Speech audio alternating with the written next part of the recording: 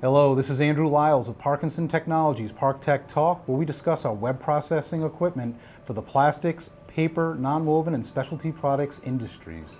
Today we're with Jessica White, the Applications Engineering Manager, and we'll be discussing specification creep and how playing it safe with machine requirements can have a possibility of derailing a project.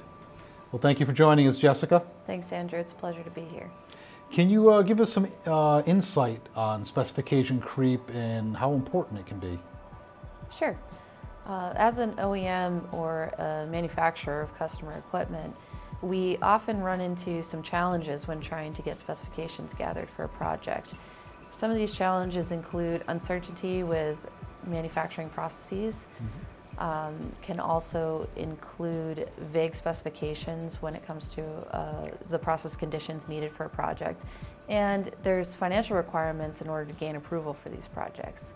The thought process usually is that if you build a machine with a wider span of specifications, you can get your return on investment faster. And it also can limit the risk moving forward if your product specifications change for any reason. The issue with this thought process, while it's well-intentioned, can be that a system becomes over-engineered and therefore cost prohibitive when you're actually trying to get the project approved. Okay. Can you provide an example of how specification creep can get out of hand? So one example could be the weight capacity of a machine. You're looking at your product mix as it stands today and you see that you sell rolls of material in 1,000 pounds. Moving forward, you might want to expand that to 2,000 pounds. The issue with that could be that once you communicate that with your supplier, they have their own factors of safety that they build into their equipment. So in trying to achieve that 2,000 pounds, when they reach out to their vendors, which could include shaft manufacturers, motors, things like that, those components often have their own safety factors. And you can see as you go through each step of the process, these factors of safety can really oversize the components. Okay. It makes sense on how it could get out of hand. What should both parties do to keep things in check? So there's three things we really recommend to keep the process moving smoothly. And that would be to invest the resources necessary to really determine your process needs and the specifications that go along with that. So one tool you could use is utilizing our BIAX lab here at Parkinson Technologies. There you can develop some process conditions and really narrow in on what you're trying to do. The other things you can do are fine-tune a product matrix.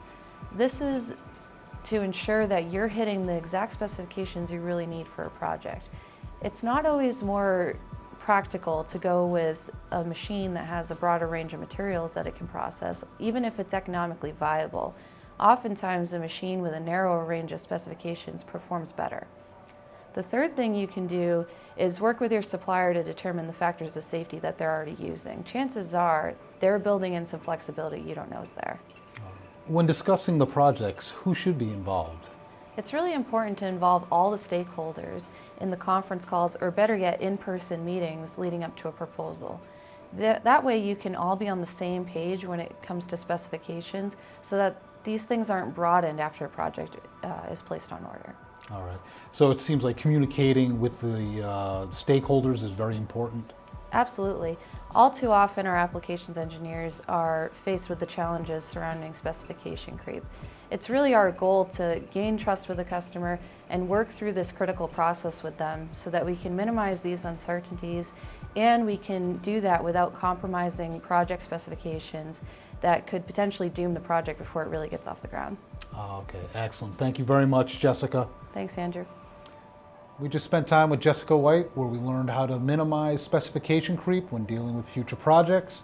If you like this video, please like, share, and if you have any questions, add it in the comment sections. Thank you for watching. We'll see you next time.